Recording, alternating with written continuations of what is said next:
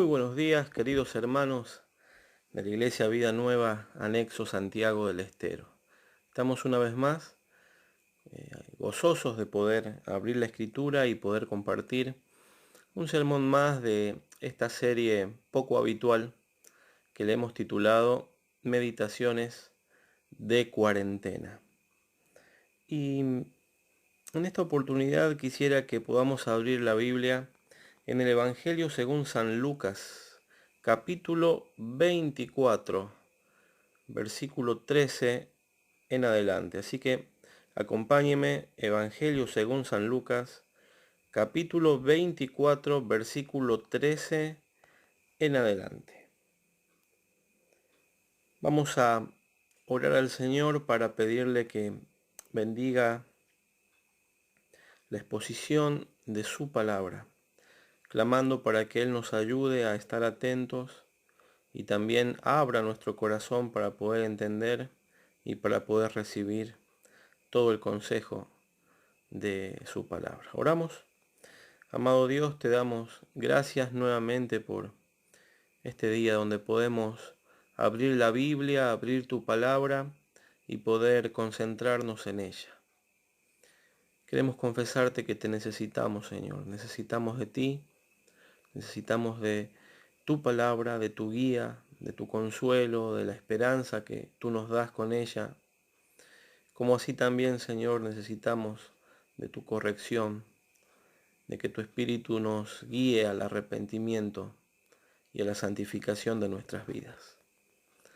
Amado Señor, bendice la porción que vamos a meditar, bendice cada uno de los puntos, cada uno de los altos que vamos a ir haciendo y ayúdanos a gozarnos en esta libertad que aún gozamos de poder abrir las escrituras y poder disfrutar de ti. Oramos en el nombre del Señor Jesús. Amén. Evangelio según San Lucas, entonces, capítulo 24, versículo 13 al 35. Vamos a leer, esta es una historia preciosa, una de las historias que más recordamos los creyentes, porque quizás nos vemos también allí representados, identificados con estos discípulos. Usted sabe que, como para introducirnos, el Señor ya había muerto y ya habían pasado el tercer día. Ya era domingo y, como sabemos, las mujeres que amaban al Señor fueron al sepulcro a terminar de ungir con esas especies aromáticas que se utilizaba en aquella cultura para ungir el cuerpo del Señor Jesús, el cadáver, el supuesto cadáver del Señor Jesús. Como sabemos por lo que nos narra la Escritura, ellas son recibidas por seres angelicales que les manifiestan que el Señor ha cumplido su palabra y ha resucitado. Bueno, dice la Biblia que ellas volvieron a donde estaban los apóstoles para dar las noticias, y dice la Escritura que los apóstoles, los discípulos, estaban perplejos, tenían dudas y no les creían. Pero también dice la palabra que Pedro fue a ver qué es lo que había pasado al sepulcro, y cuando fue, vio lo que había ocurrido. Y dicen allí los versículos que él volvió maravillado de esto. Ahora sí, con este contexto en mente, leemos el verso 13. Dice: y he aquí dos de ellos iban el mismo día a una aldea llamada Emaús, que estaba a 60 estadios de Jerusalén. E iban hablando entre sí de todas aquellas cosas que habían acontecido. Sucedió que mientras hablaban y discutían entre sí, Jesús mismo se acercó y caminaba con ellos. Mas los ojos de ellos estaban velados para que no le conociesen.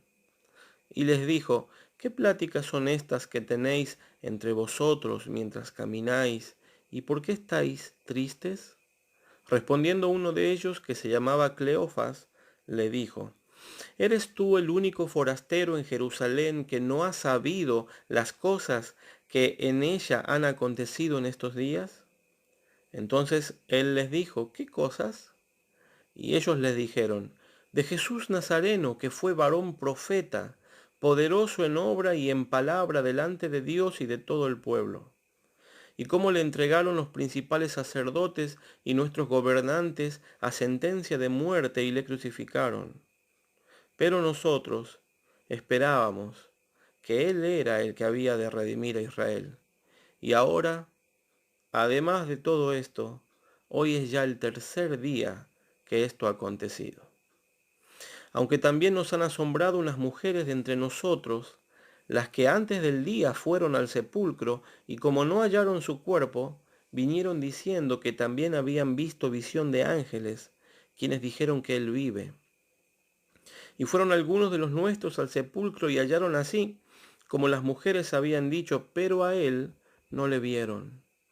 Entonces Él les dijo: oh insensatos y tardos de corazón para creer todo lo que los profetas han dicho.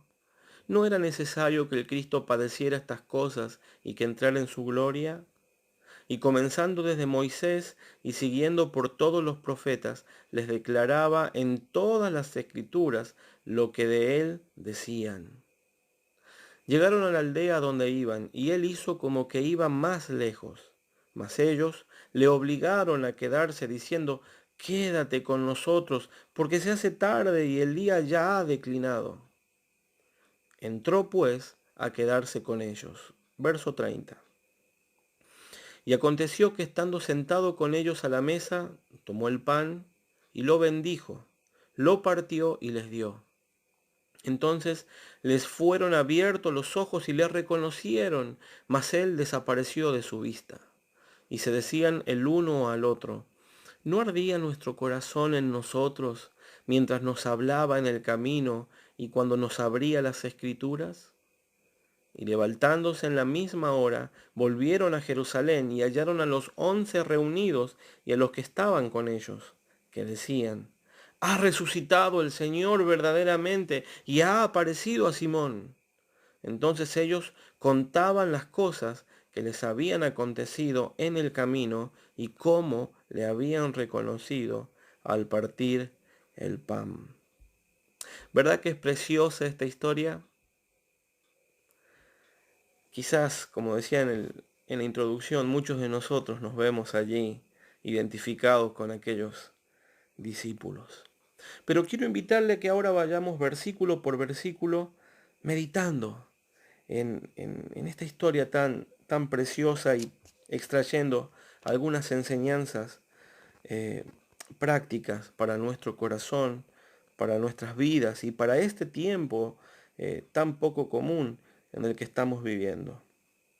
Volvamos al verso 13. Note que dice: dos de ellos iban el mismo día a una aldea llamada Emaús. Ese mismo domingo de resurrección.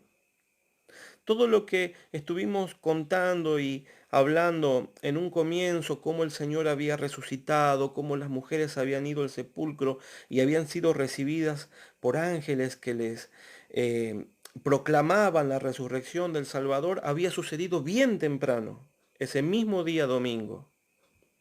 Luego Pedro y Juan, como sabemos por los evangelios, fueron al sepulcro, sucedió un poco después. Y esto posiblemente sucedió a partir del mediodía o quizás un poco más allá. No lo sabemos con certeza, pero sí sabemos que sucedió el mismo día de la resurrección, pues estos discípulos tenían cierto conocimiento de lo que decían que había pasado, que había sucedido. Y ellos iban de Jerusalén a un camino a una aldea cercana que estaba a 11 kilómetros, que se llamaba Emaús, muy posiblemente al noreste de Jerusalén. Dice el versículo 14 que ellos iban teniendo una práctica que les fue de bendición. ¿Qué iban haciendo? Fíjese en el versículo. dice que iban hablando entre sí de todas aquellas cosas que habían acontecido. Venían hablando de la muerte del Señor. Podríamos decir que venían teniendo una conversación de temas espirituales. ¿Qué habrán hablado? Quizás se lamentaban de haber visto al Salvador colgar del madero, haber visto cuando le introducían allí al sepulcro. Lo que sí sabemos es que ellos estaban tristes. Luego vamos a ver, cuando se acerca allí otro viajante más, que los nota triste y les pregunta qué cosas están hablando y por qué están tan tristes. Y no es para menos. Su gran amigo, su gran maestro, su Salvador, aquel que había prometido darles vida, había muerto. Aquel que había maravillado el corazón de ellos, había muerto como él mismo había anunciado. Por eso estaban tristes. Versículo 15 en adelante dice que mientras ellos hablaban y discutían entre sí, se acercó un tercer viajante, que era Jesús mismo, y dice que caminaba con ellos. Pero note lo que dice el verso 16. Los ojos de ellos estaban velados para que no le conociesen. Sin duda alguna, Dios obró en ellos, en estos discípulos, velando sus ojos para que no puedan identificar a Jesús hasta determinado momento. Verso 17, este viajante desconocido comienza a entrar en conversación con ellos y les pregunta de qué cosas vienen hablando y por qué están tan tristes. Y note cómo uno de estos discípulos responde. Dice que él se llamaba Cleofas. Evidentemente no era uno de los 11 apóstoles que habían quedado. Recuerde que Judas se había suicidado, habían quedado 11. Y Cleofas no estaba entre ellos, era un discípulo más, no un apóstol. Lo cierto es que cuando el Señor pregunta, Él le hace esta expresión, le dice esta expresión. ¿Eres tú el único forastero en Jerusalén que no ha sabido las cosas que en ella han acontecido en estos días? Como diciéndole, ¿cómo puede ser que no te hayas enterado todo lo que pasó en estos días? De Jesús Nazareno, verso 19, que fue varón profeta, poderoso en obra y en palabra delante de Dios y de todo el pueblo, y cómo nuestros principales sacerdotes y nuestros gobernantes le sentenciaron a muerte y le crucificaron. Y hay algo, un detalle en esta expresión de Cleofas que nos ayuda a ver un poco más cómo la tristeza y la decepción habían calado profundo en ellos. ¿Cómo es la descripción que Cleofas hace del Señor Jesús? Fíjese, ahí está en el verso 18. Verso 19 dice de Jesús Nazareno, que fue varón profeta. Qué curioso, ¿no? Jesús Nazareno, que fue varón profeta. ¿Estaban diciendo la verdad? Sí, Jesús profetizó. Pero lo que me llama la atención es que no se refirieron a él como el Hijo de Dios, como el Mesías, como el Cristo. Así como Pedro expresó en otra oportunidad, ¿se acuerda? Tú eres el Cristo, el Hijo de Dios. Ahora, por el desaliento, por la tristeza, por el desánimo, para ellos era solo un profeta real, pero un profeta. Verso 21 nos deja ver cuál era la desilusión de estos discípulos. Dice, pero nosotros esperábamos que Él era el que había de redimir a Israel. Ellos esperaban al Redentor que liberaría al pueblo de Israel de la opresión romana. Recordemos que en esa época el Imperio Romano gobernaba sobre la nación, sobre el pueblo de Israel. Qué desilusión, ¿no? Esperar por tanto tiempo a un libertador y que ese libertador muriese en la cruz. Pero note cómo continúa el verso 21. Dice, y ahora, además de todo esto, hoy es ya el tercer día que esto ha acontecido. Es decir, ya han pasado varios días de que Él murió. Yo creo que si alguno de nosotros viajara con ellos, le diríamos, pero pará, ¿no recuerdas lo que Él prometió que iba a pasar al tercer día? Verso 22, ellos tenían ya, como dije, noticias de que había resucitado. Los rumores de que había resucitado habían llegado a ellos, pero ellos no creían. Verso 22, aunque también nos han asombrado unas mujeres entre nosotros, las que antes del día fueron al sepulcro, y como no hallaron su cuerpo, vinieron diciendo que también habían visto visión de ángeles, quienes dijeron que él vive. No creían. Verso 25 en adelante vemos cómo el Señor les reprende en cierta manera y les dice, insensatos y tardos de corazón para creer todo lo que los profetas han dicho. Y usted sabe que esta expresión del Salvador también se aplica a mí y se aplica a usted. Porque nosotros también somos tardos de corazón para creer la Escritura. ¿No es acaso que cuando buscamos al Señor por guía, por consuelo, y comenzamos a leer la palabra nos habla y nosotros dudamos? ¿Será esto para mí?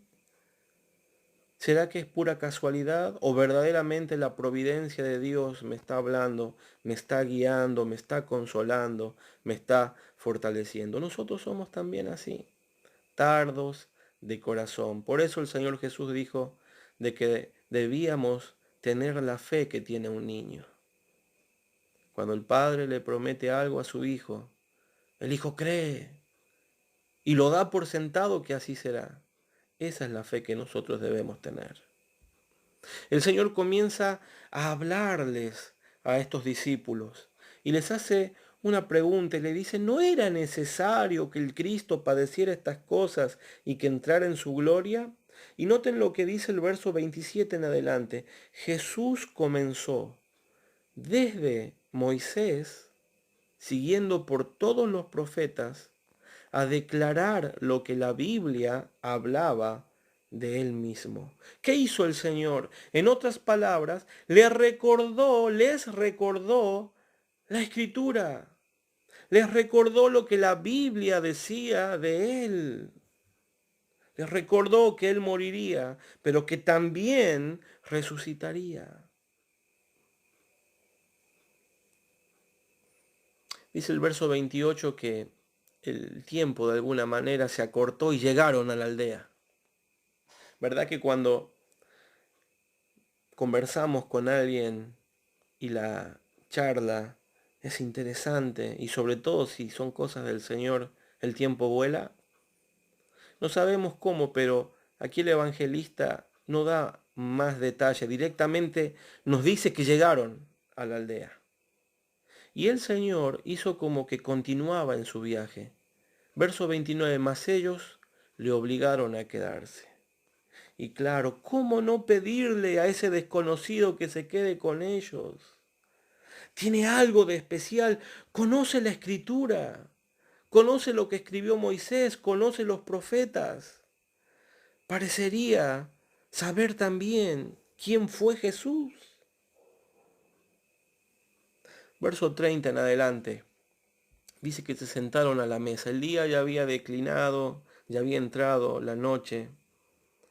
Y se sentaron. Ya no era seguro viajar. Se sentaron allí a descansar, a pasar la noche, y se sentaron a comer.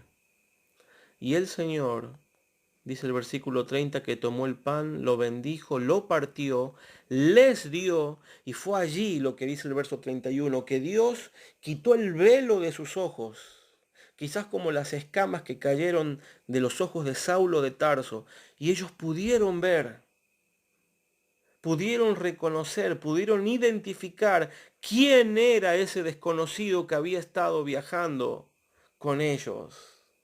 El Señor, era el Señor, el Salvador, nuestro amado Salvador.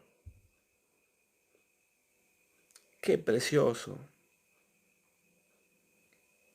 Dice que una vez que le reconocieron, el Señor desapareció de su vista. Y allí entra nuestro versículo, el versículo 32. Y se decían el uno al otro, ¿no ardía nuestro corazón en nosotros mientras nos hablaba en el camino y cuando nos abría las escrituras? Qué descripción tan delicada y tan preciosa de lo que pasa en el corazón del cristiano cuando Dios le habla. ¿No ardía nuestro corazón en nosotros mientras nos hablaba en el camino y cuando nos abría las escrituras? ¿Sabe de dónde brotaba la pasión en los corazones de los discípulos? Brotaba de la escritura. Dice el salmista en su Salmo 119, 25, abatida hasta el polvo está mi alma, vivifícame según tu palabra. Verso 28, se desfallece mi alma de ansiedad, susténtame según tu palabra. El salmista conocía el poder que contiene este libro que usted y yo tenemos en nuestras manos, la Biblia, la palabra de Dios. La palabra de Dios es la fuente de donde brotan todas las bendiciones necesarias, todas las bendiciones suficientes para saciar, para satisfacer nuestras necesitadas y pobres almas. La escritura es solo lo que nosotros, solo lo que usted, solo lo que yo necesitamos para vivir vidas que glorifiquen a Dios. Pero mire lo que dice el versículo 33. En esa misma hora se levantaron y volvieron a Jerusalén. No podían quedarse allí donde estaban. No importó el cansancio del viaje. No importó lo peligroso de viajar por la noche. No importó que se haya oscurecido. Quisieron volver a donde estaban los apóstoles y los demás discípulos y darles las buenas nuevas de que verdaderamente Jesús había resucitado y de que se les había aparecido a ellos.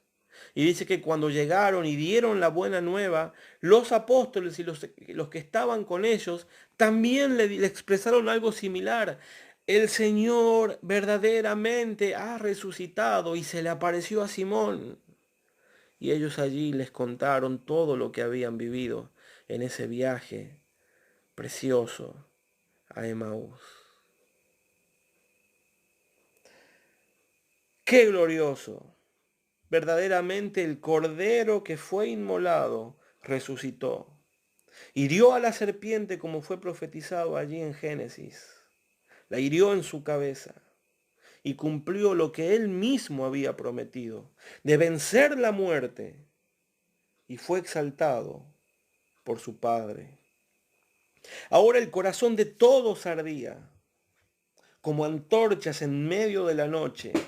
Las tinieblas del desánimo fueron dispersadas por la verídica noticia de que la resurrección del Señor se había realizado.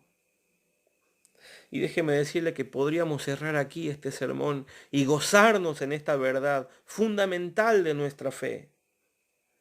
Pero permítame volver al verso 32. ¿Se acuerda lo que ellos decían? ¿No ardía nuestro corazón en nosotros mientras nos hablaba en el camino y cuando nos abría las escrituras? Déjeme decirle una gran verdad. Ese mismo libro que les alentó a ellos, usted lo tiene en sus manos.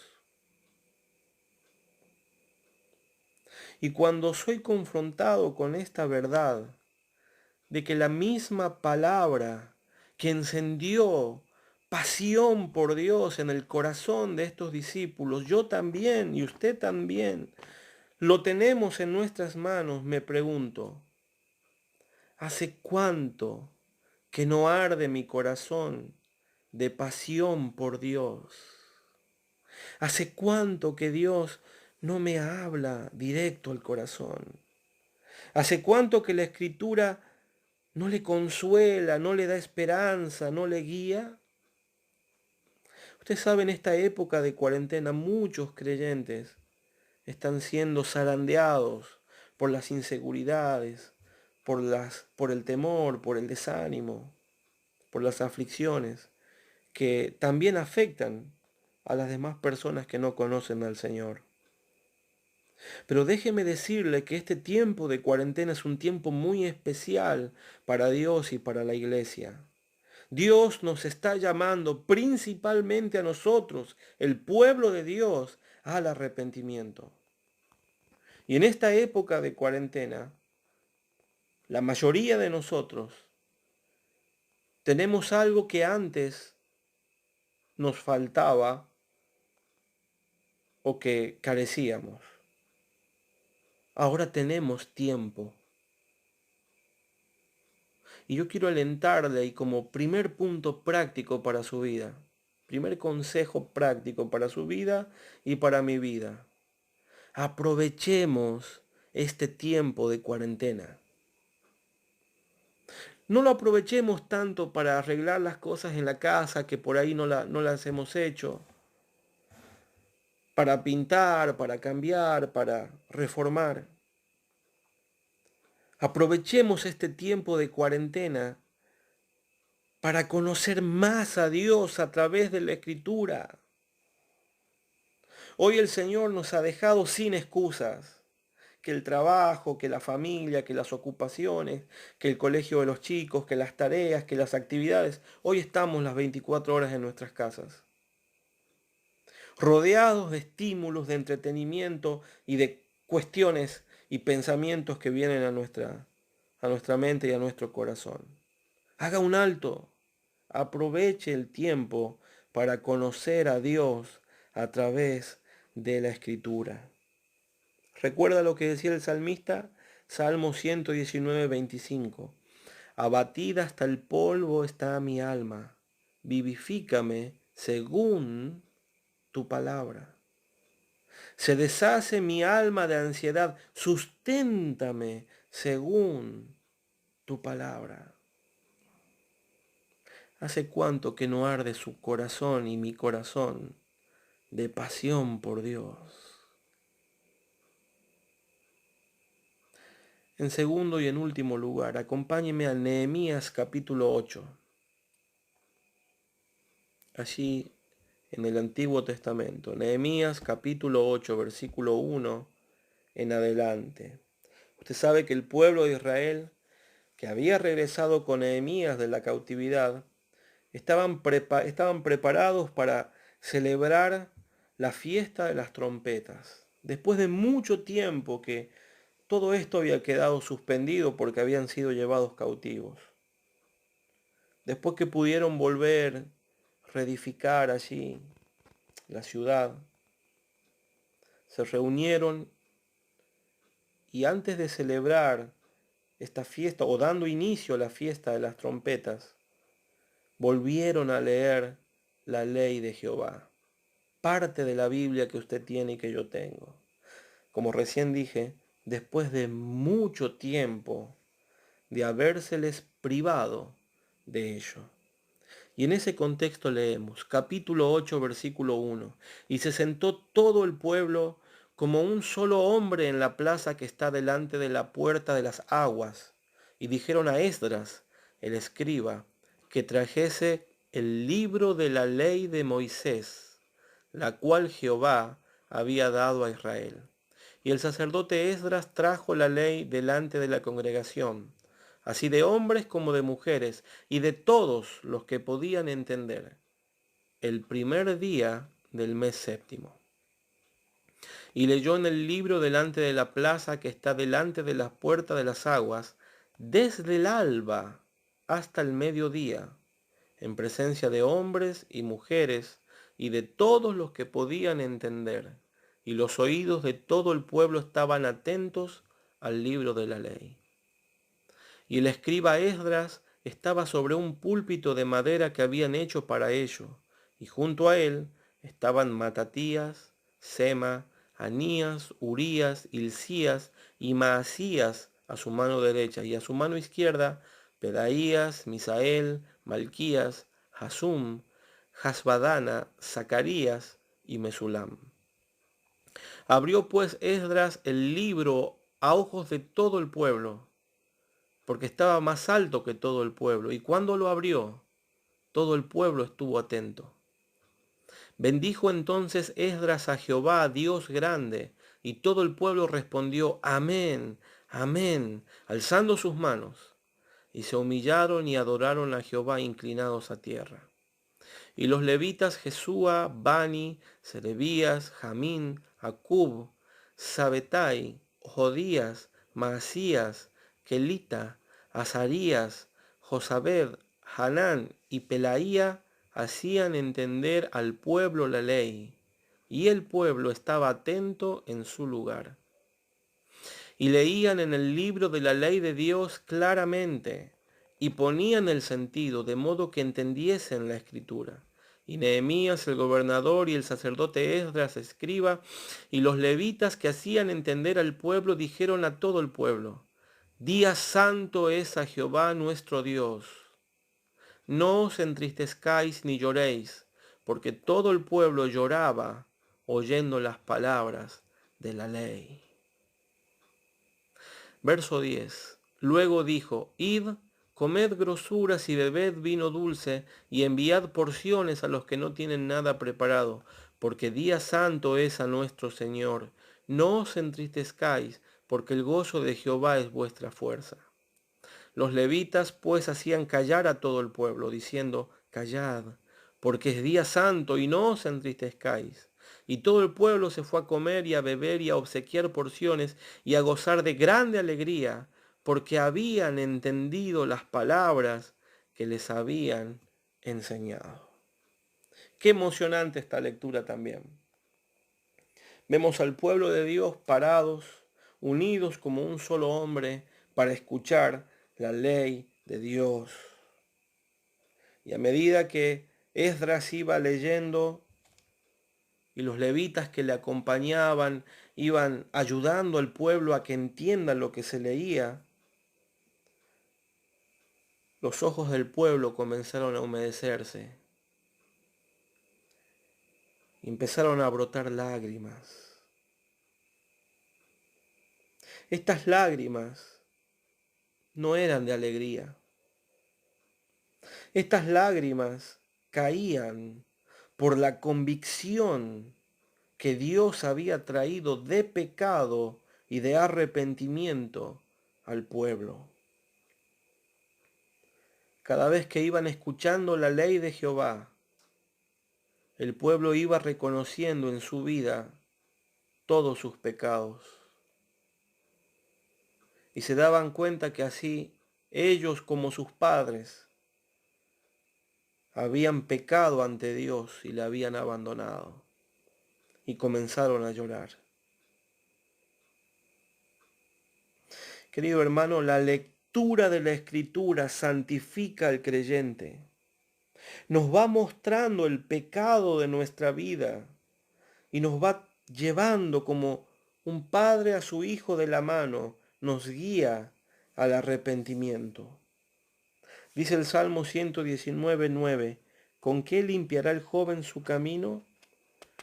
Con guardar tu palabra.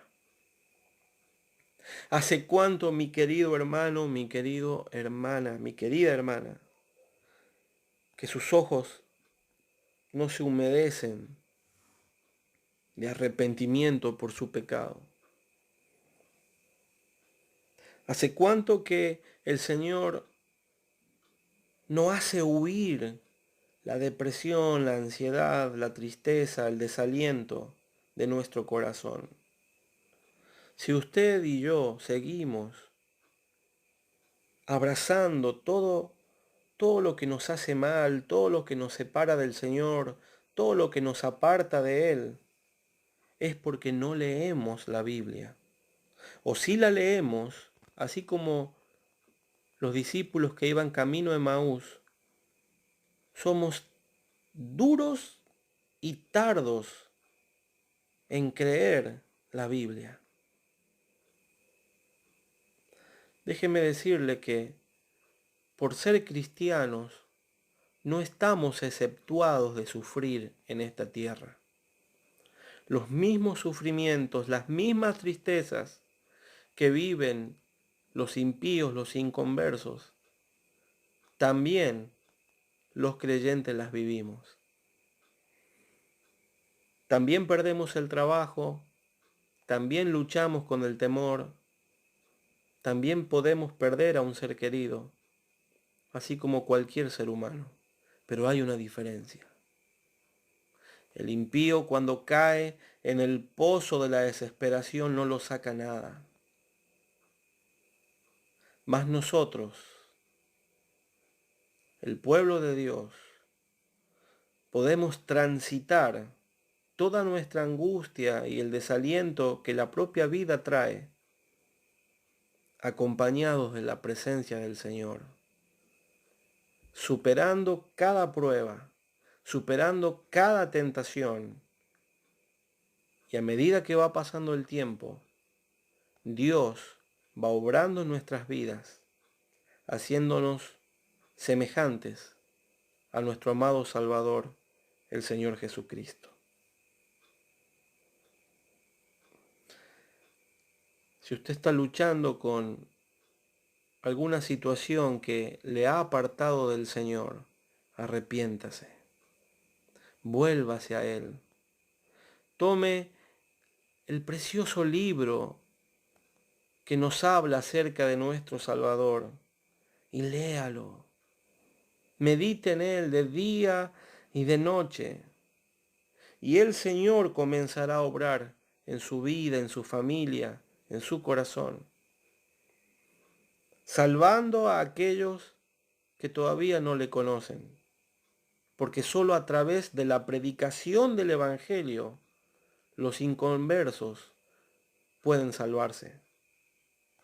Consolando el corazón triste y atribulado de su pueblo, dándonos aliento, dándonos esperanza, guiando nuestros pasos. Por ello, para terminar, quisiera que podamos leer el Salmo número 1.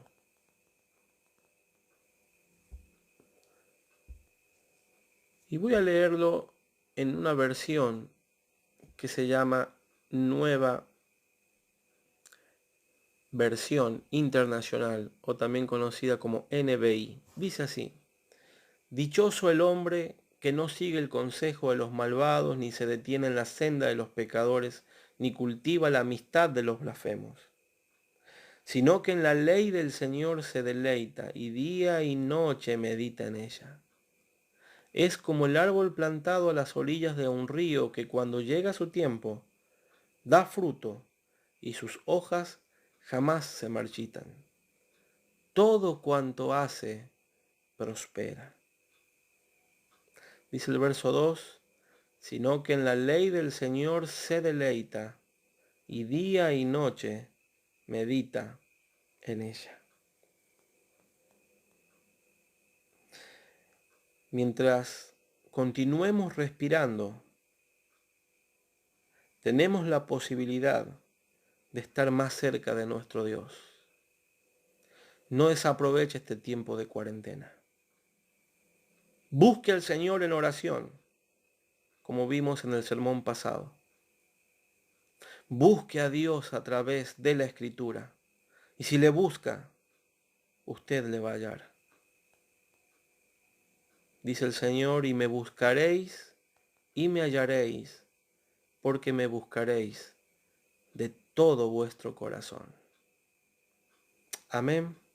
Amén. Que así sea en mi vida y en su vida. Que el Señor les bendiga, amada iglesia. Continuemos orando para que Él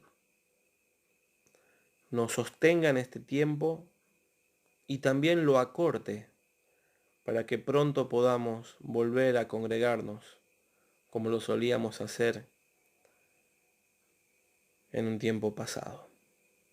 También oremos para que Él obre sus propósitos santos en nuestras vidas en este tiempo especial.